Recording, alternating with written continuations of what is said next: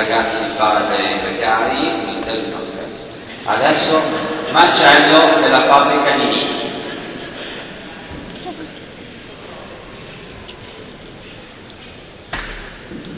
Ciao, sono Marcello Sordo e niente, come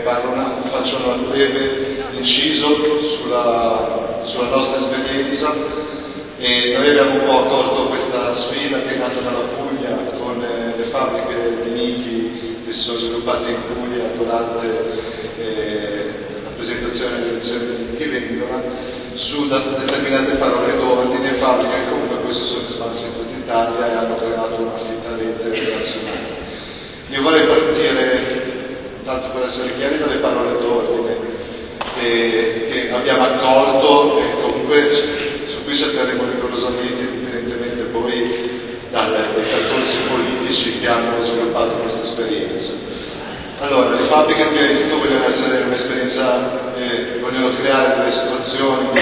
politica da basso, in cui la gente abbia l'opportunità, l'occasione di intervenire nell'attività politica, nei processi sociali direttamente e attraverso percorsi di democrazia partecipativa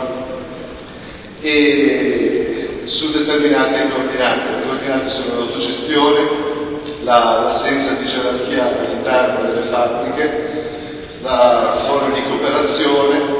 e le forme solidaristiche da sviluppare nei territori e sui posti di lavoro. Queste cose, questi appunti sono preliminari appunto a qualsiasi forma di riferimento al leader politico, nel senso che noi siamo molto più interessati al contenuto politico ideale di questo determinato percorso, più diciamo della persona stessa che l'ha promossa, lavorandoci che comunque mantenga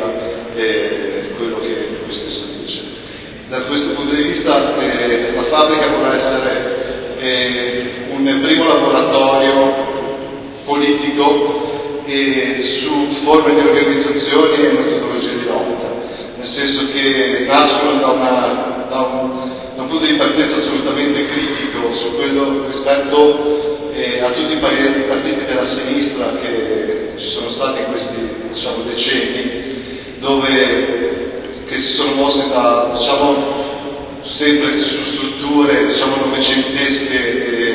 piramidali, in cui ci sono delle segreterie che dall'alto decidono praticamente le sorti e le scelte politiche dei partiti stessi.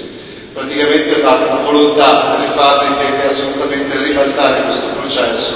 e trovare e sperimentare dei metodi per cui sia la stessa base per la gente che sviluppa questi processi a controllarli e a darne la direzione.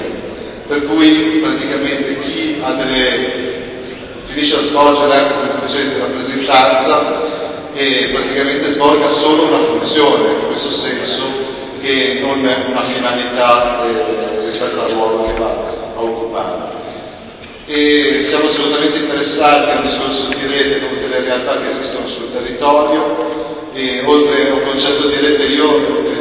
parlerei di qualche concetto che è un po' in disuso per la trasversalità, dove si vanno appunto a occupare e coinvolgere diversi settori sia sociali che politici e culturali. Cosa ancora? In questo laboratorio che noi abbiamo avviato le prime esperienze sono un video che abbiamo già prodotto che è sulle partite IVA,